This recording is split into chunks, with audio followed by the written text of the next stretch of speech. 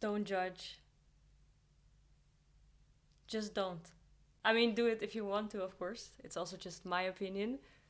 But I feel that you give so much of your power away when you judge. And you don't even know that other person or that situation or life. I mean, what do you even know about life?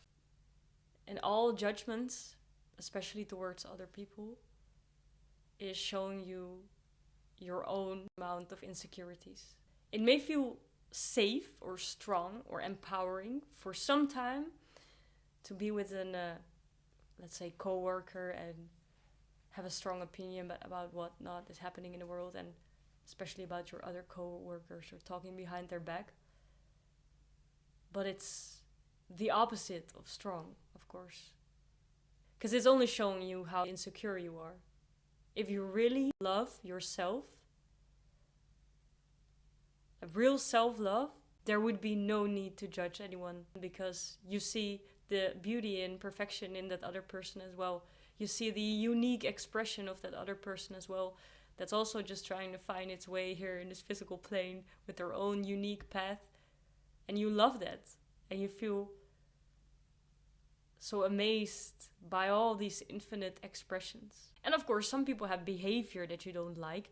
I also have that. I have my preferences. But that doesn't mean that someone that has a behavior that is not my preference, that I would judge that person in a negative way as being not enough or not divine perfection. And know that there's so much freedom in just this stillness of not wanting to say something about something or someone.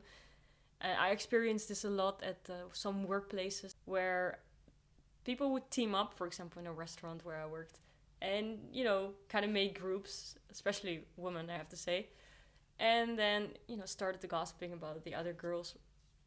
They always tried to get me involved in it as well, especially when I was new. Like, hey, come join. Yeah, we're so close. We always talk together. Red flag, red flag.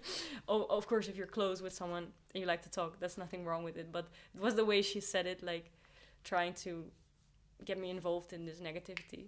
And then they started to talk about the other people. And I was new. And I kind of ignored it, you know, just smiled a little bit.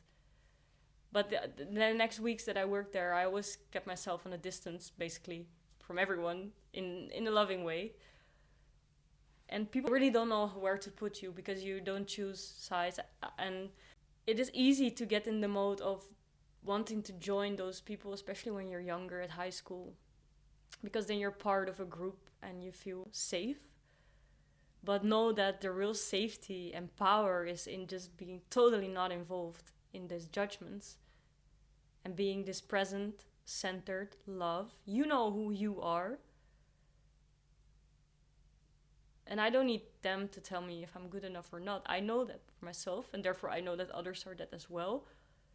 So I just maintain my own state of being, of love and presence and stillness.